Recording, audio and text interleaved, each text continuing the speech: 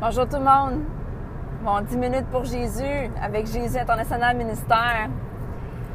J'étais en train de prier, être en louange, puis j'ai un verset sur mon cœur, puis j'ai dit « Ah, papa, papa Dieu, let's go.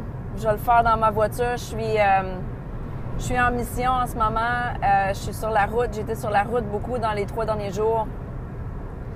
On vient juste de revenir de Porto Rico à une autre mission où j'ai vu la main de Dieu encore plus profondément, encore plus, d'une façon miraculeuse. Je suis vraiment en admiration avec Jésus. Puis si tu connais pas Jésus en ce moment, je peux te dire qu'il peut te rendre libre.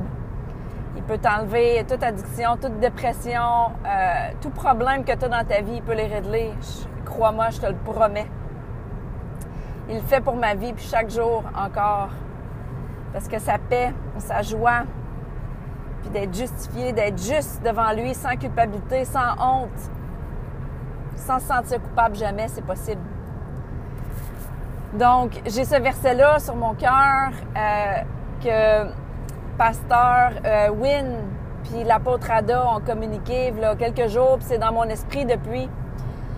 Ces incroyables et merveilleux hommes et femmes de Dieu-là, les leaders de Jésus International Ministère, Ada Hagee et puis pasteur Wynne, Luther Wynne. Ça va être un court verset aujourd'hui, mais qui veut dire beaucoup, qui m'a donné beaucoup de révélations.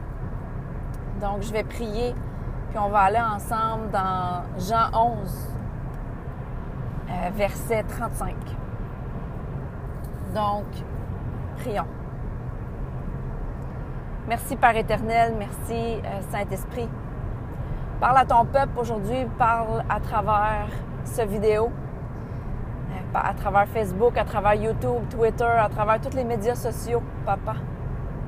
Merci pour ton Saint-Esprit. Merci que tu veux libérer les cœurs. Merci que tu veux nous donner des prises de conscience sur nos émotions, sur comment suivre l'exemple de Jésus, ton Fils. Merci, Jésus, pour la mort à la croix. Merci, Saint-Esprit. Parle à la francophonie et donne-leur la nourriture qu'ils ont besoin. Parce que je suis là pour nourrir tes brebis, d'être un bon pasteur, un apôtre digne de son nom, un évangéliste, une enseignante et une prophète. Tout ce que Jésus est, nous sommes. Merci, Père éternel. Amen. Donc, le court verset que je veux faire aujourd'hui dans le 10 minutes pour Jésus, Jean 11, 35, c'est écrit « Jésus pleura ». Court verset. Si tu vas dans l'histoire, ce que je t'encourage à faire, si tu n'as jamais lu l'histoire de Lazare ou si tu la connais par cœur, juste va la relire. Et crois-moi, le Seigneur va te donner une nouvelle perspective, de nouvelles révélations à ce sujet-là. Que ça fait 40 ans que tu connais l'histoire ou que tu viens juste la connaître aujourd'hui, dans Jean 11, je t'encourage à lire le chapitre au complet. L'histoire de Lazare. Et quand tu lis les 2 versets, pourquoi Jésus a pleuré, les 2 versets avant, le verset 33, 34. La vérité, c'est que Jésus était profondément indigné, profondément troublé. Il était troublé. Pourquoi? Parce que les gens qui étaient là, tout le monde pleurait. Lazare était mort, alors que Jésus leur avait clairement dit qu'il était juste en train de dormir. Puis Jésus était profondément indigné parce qu'il ne croyait pas. Puis un peu plus tard, dans les versets suivants, si tu étudies toutes les versions, c'est clairement écrit que même ça l'a mis en colère. Parce que si tu veux mettre Dieu, Jésus, Saint-Esprit triste, crois-le pas. Crois pas à sa parole. Crois pas à ce qui est écrit. C'est facile de croire. Parce que Jésus, c'est l'auteur puis le finisseur de notre foi. Donc, quand on y demande, sincèrement, qu'un cœur sincère, il va nous donner la foi. Il va nous donner la confiance. Il va nous donner toute la force pour croire en sa parole. Donc, j'aime étudier la vie de Jésus parce que quand tu étudies la vie de Jésus, tu vois que c'était jamais à propos de lui. Donc, quand Jésus a pleuré, c'était pas à cause d'émotions malsaines parce qu'il était offensé ou whatever. Non, il était juste indigné. Il n'en croyait pas ses yeux à quel point il n'avait pas confiance. Il croyait pas que Lazare pouvait revivre encore. Il croyait pas. Puis même les religieux, si tu lis les versets qui suivent, les religieux étaient comme « Ah, ben, tu sais, Jésus pleure parce qu'il aime tellement Lazare. » C'est sûr qu'il aime Lazare. Jésus, c'est l'amour. Jésus est l'amour incarné qui est venu sur la terre pour nous dire à quel point Dieu nous aime. C'est sûr qu'il nous aime. C'est sûr qu'il aimait Lazare. Donc, ce que je veux t'encourager aujourd'hui, c'est à vérifier tes émotions. Si tu pleures, est-ce que tu pleures pour les âmes perdues? Est-ce que tu pleures parce que justement, il y a quelqu'un qui t'a partagé la bonne nouvelle puis il ne croit pas? Mais même quand les gens ne croient pas, j'ai toujours dans mon cœur l'espoir. Parce que la main de Dieu n'est jamais trop courte pour te rejoindre, pour me rejoindre et rejoindre qui que ce soit. Elle n'est pas trop courte, la main de Dieu. La main de Dieu est tellement puissante. Je l'ai vu tellement agir à Porto Rico dans les 2 dernières semaines quand on était en mission. Puis je la vois agir encore en ce moment dans les 3 derniers jours que je voyage en ce moment. Je te le dis, le royaume de Dieu, c'est la joie, la paix, puis d'être juste devant Dieu. Puis si Jésus a pleuré, il a pleuré pour les bonnes raisons. Il a pleuré parce qu'il voulait tellement que le peuple croie. Puis quand tu lis un peu plus tard, ben c'est sûr, il a ressuscité Lazare. Parce que Jésus, il est la vie et la résurrection, il est tout. Donc, tu peux l'inviter dans ton cœur, Jésus, puis je peux te le dire qu'il va ressusciter tout à propos de toi, dans tes émotions, mentalement, spirituellement, financièrement, tout. Parce qu'il veut que tu crois. Puis quand Jésus était sur la croix, juste avant son dernier souffle, qu'est-ce qu'il a dit? Il a dit « Pardonne-leur, ils ne savent pas ce qu'ils font. » Donc quand il a pleuré ce jour-là, c'était comme « Oh, pardonne-leur, ils ne savent pas ce qu'ils font. » Il était indigné. Il n'en croyait pas ses yeux. Quand Marie est venue, « Ah, si seulement tu étais venu plus tôt, mon frère ne serait pas mort. » Ils ont même osé accuser Jésus. C'est quelque chose.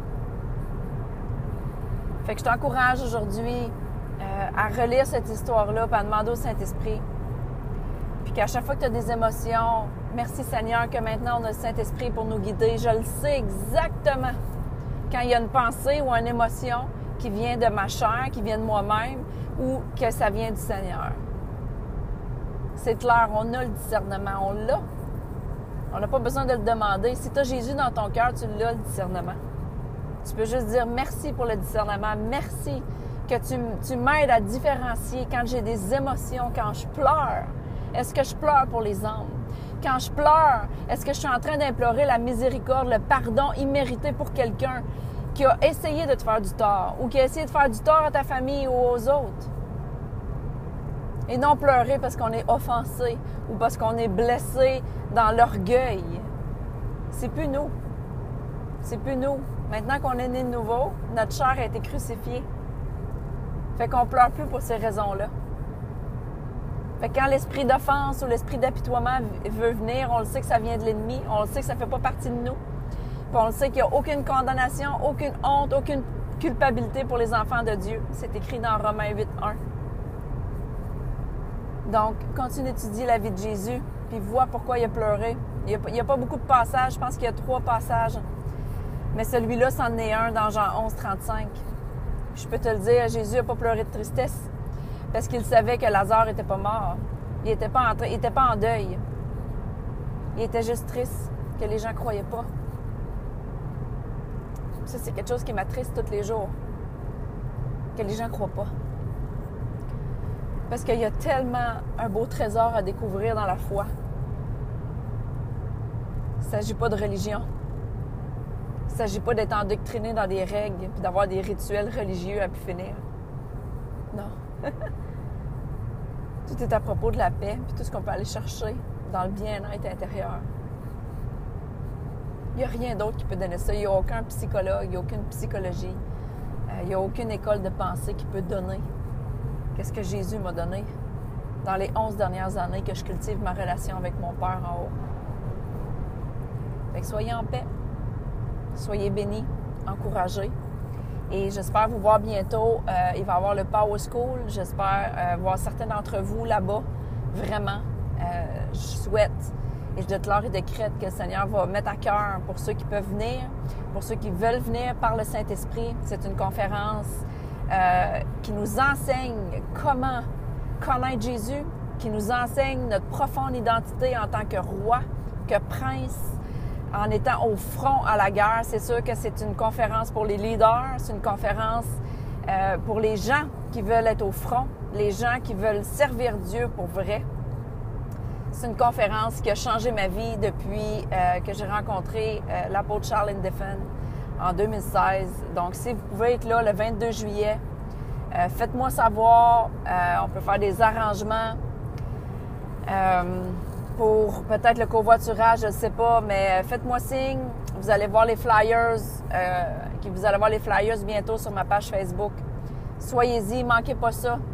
Pour ceux que Dieu appelle à être là, puis appelle à être au front, puis qui veulent vraiment servir Dieu. Amen. Je vous aime fort.